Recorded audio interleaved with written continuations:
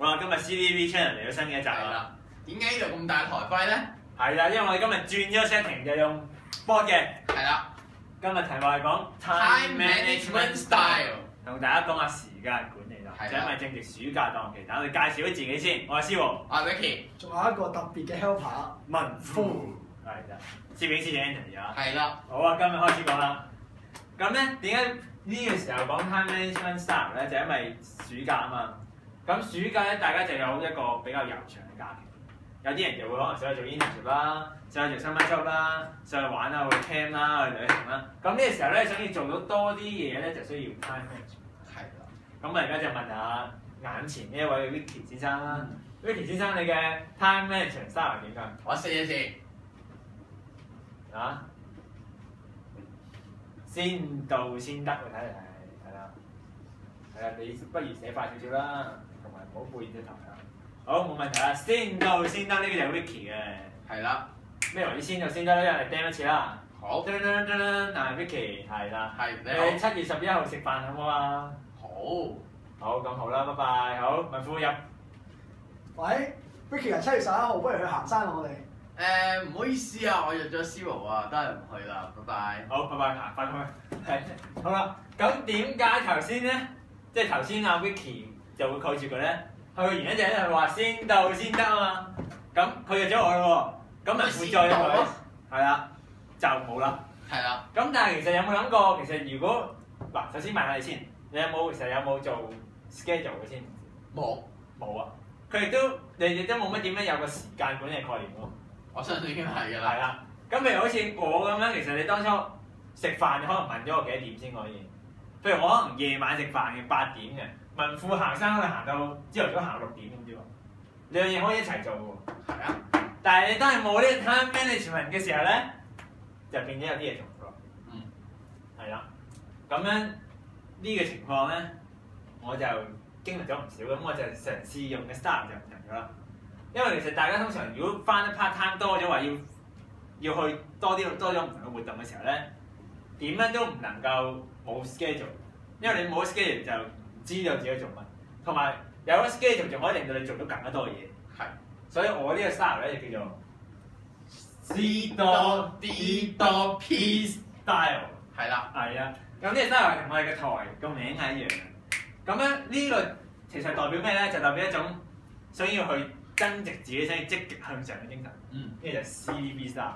咁我自己咧，同平時咧就會係個 schedule 會 set 咗差唔多1個月度，我會好清楚自己咩時候會做啲咩嘢，幾多點會喺邊度。係。仲有咧有唔同，我有時會參加啲唔同嘅活動啊嘛。譬如好似今日咁，我係 CDP 要拍片嘅，咁咧我就會安排咗佢個時間。咁文富幫佢拆咗先得先。冇問題。係啊，咁樣咧，譬如我嗰日咧就會安排係我哋今朝係1點噶嘛。係。咁1點咧就係拍片嘅 ，OK， 咁 video 嘅。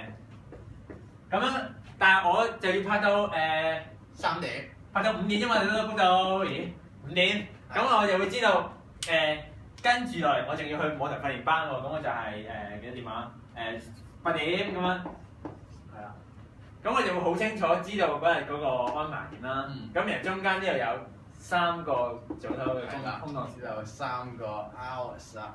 係啊。咁啊唔知做乜喎？咁其實咧，我係諗住寫文嘅，因為我之前咧知道去過國際青年高峰會啊嘛。咁我就諗住嚟寫文，但係寫文咧要計 transportation time 喎中間。所以我個 schedule 就會點咧？今日就1點至5點 CDV 拍片，5點至到7點度寫文，然後8點舞台訓練班。咁我今日就可以做到最多嘅嘢，拍片、寫文、上訓練班。咁佢就做咗3件事啦。係啊，同埋有啲時候咧，呢個其實係 time management 嘅小 tips 嚟嘅，就係因為咧，如果實際大家試下又要翻 part time 啊，咩都做啊，因為我自己本身做好多嘢嘅，即係自己又有去即係我學校活動，譬如有 high table dinner 啊，有 camp 啊，Poly 有啲咩 Good Scene HK 嗰啲咩參加嘅，好多時候就會做嘅。首先文富幫我拆咗先。好。咁咧撞嘅時候咧，大家通常編排嘅時候咧，就會係撞1-2個鐘就唔編落啦，因為撞咗嘛。咁咧我 CDP 嘅 style 點咧？撞咗唔理招去。係啦，譬如嗰個 CNHK 聽日係有講座嘅，咁佢就係唔係呢個就係 Poly 搞嘅講座啦，正確嚟講，咁就大概係2點到開始嘅。咁但係咧死啦！我其實聽日有個面試係去一個 camp 嘅，咁啊12點半喺堅尼地城嘅。咁咧12點半堅尼地城仲要走去成個鐘喎，咁一定遲到噶嘛。咁但係我都係決定一齊做嘅。點解咧？因為原來有時呢啲講座咧，佢會有大概30分鐘嘅時間係 for register 嘅，即係只係等齊人嘅啫，就未開始嘅喎。咁所以咧，其實當你知道呢樣嘢嘅時候咧，其實係會可能會講得遲。又或者甚至乎你遲啲都係遲咗10零20分鐘啫嘛，即係成個主題都可以做到噶嘛。咁你就可以做咗2件事啦。係啦，因為點解啲時候點解我需要 CDP Star 去將嗰日嘅時間 max 埋用？第一你想去增值自己，同埋另外咧有啲嘢係唔推得噶嘛，即係都話有啲朋友約咗你唔好意思推咗佢。係啊。又或者有呢啲面試咧推咗係可能就有個好嚴重嘅後果㗎。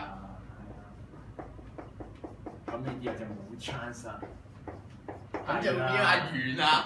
所以大家就要知道點樣 maximize 咁嘅用嘅時間。係。咁同埋，我覺得有啲時候你揀嗰個活動都會影響你 time management。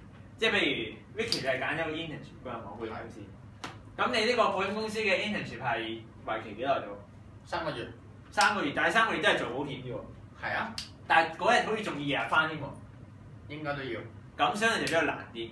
如果你係想用 CDP style， 甚至你係想一個短嘅時間做最多嘅嘢咧，最好要揾啲唔好綁你綁得唔死嘅。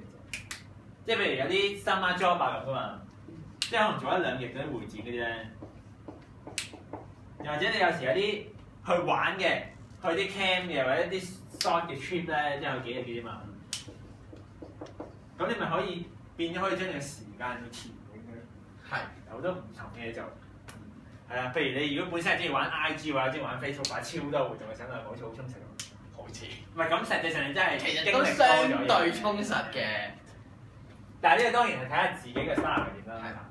因為你可能做一份 internship 係真係做你想做嘅嘢，係真係學到真係會學到自己想做嗰樣嘢。係啦。但係有啲時候你其實係想試下多啲嘢啫嘛。係啦。想 experience 多啲，可能可以揀呢種 style。係啊。你睇下你係要比較單一，但係深入定係要闊咯。係啊。同埋如果大家有咗 CDP Star 之後咧，會有一種好奇怪嘅情況出現嘅，就會覺得自己多咗好多時間出嚟。點解嘅？因為我平時一日係做安排，可能做幾樣嘢，甚至你再進一步啲，你係會選擇嗰日做嘅嘢係嗰個地點係差唔多咁近㗎嘛。咁連 transportation time 縮少嚟，可以增加你會。咁你就會變咗嗰日可以做嘅 task 會比平時多。係啊。甚至有啲原本你去唔到嘅活動，譬如我最近有啲 high table dinner 啦，有 E 所有 E camp 啦，都變咗可以去啦。咁就可以玩到更加多。明白。咁就好啦，今集節目差唔多先啦。咁我哋就分享咗呢個 CDP 嘅 style 啦。係啦。就有 Vicky 嘅先到先得 style 啦。係啦。咁大家如果想要有啲咩 time management style 想同我哋分享嘅話咧，可以喺我哋 CDP 嘅 Facebook 度留言啦。好啦，睇下先。你俾啲反應啊，拜拜好冇？好，今日節目係咁多。拜拜。